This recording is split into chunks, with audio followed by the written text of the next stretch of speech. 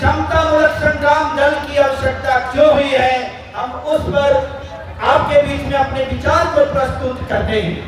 दोस्तों, आए दिनों आप देख रहे होंगे कि बिहार में जिस प्रकार से दलितों की हत्या हो रही है, मैंने देखा है कि होली के त्योहार में इतना खस्सी और मुर्गा का भी हत्या नहीं होता है, उतना तो हत्या बिहार में दलितों का होता है।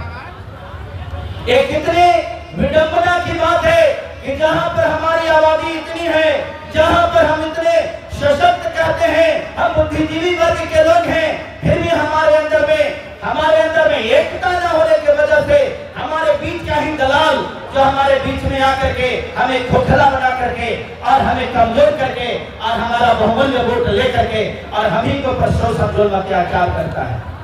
मित्रों, आपको मालूम होगा, आपके बहुमूल्य वोट को पाकर संसद में जाकर और अपना सदस्यता को लेते हैं, संसद भवन में जाते हैं, लेकिन जाकर जब आपके लिए आपके हित में कानून बनाने की बात होती है तो उनकी पैंट गीली हो जाती है।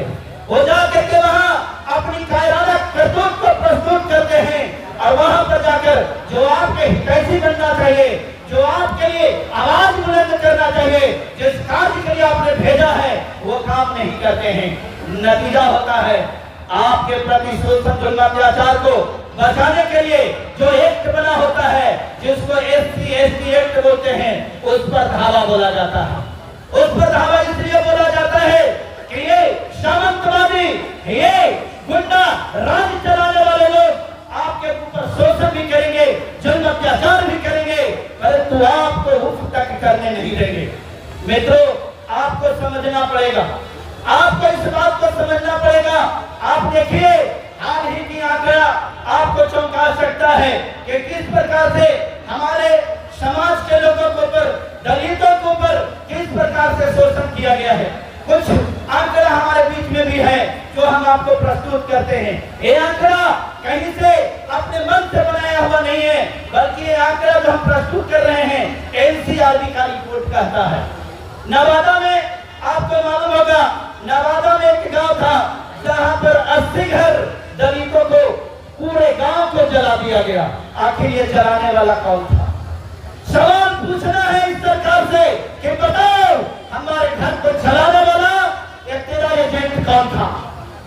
अगला आपने जाना होगा, पटना के बगल में ही खुसरूपुर है, जहां पर मोहसिनपुर गांव में एक दलित महिला, एक रविदास जाति के महिला के साथ कुछ मंचलों ने जो अपने आप को दबंग कहता है, सच है कि वो दबंग नहीं है, सच है कि वो हिजड़ा है, वो कार है, जिसने उस महिला के साथ बर्बरता किया, उसको नग्न कर करके मारा।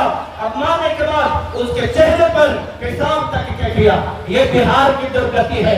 अपने आप को सुशासन बाबू कहलाने वाले, वो सुशासन का राज चलाने वाले, उनसे पूछिए कि तेरा सुशासन, ये जब गरीबों के साथ अत्याचार होता है तो तेरा सुशासन कहा जाता है। उसके बाद टेकारी में आपको मालूम होगा, संजय मांझी, जिनके हाथ को काटा गया, अपने जमीन पर घर बनाने के दौरान कुछ दबंगों ने आकर के उसका विरोध किया और संजय मांझी का हाथ काट दिया गया। मित्रों, मैं सवाल पूछना चाहता हूं, अपने मांझी समाज से भी नेता हैं, मांझी समाज के भी प्रतिनिधित्व करने वाले हैं। आज मैं उनसे सवाल पूछना चाहता हूं, क्या संजय मांझी को न्याय मिल गया? क्या से आपको मालूम होगा, पटना के बगल में ही दो दलित मांझी बच्चियों के साथ में रेप करके उसकी हत्या कर दी गई। कहां गया वो नेता जो अपने आप को दलितों को मसीहा कहता है? शर्म आनी चाहिए, धिक्कार है वैसे नेता पर जो अपने आप को दलित नेता कहने का डिंग हाँकता है।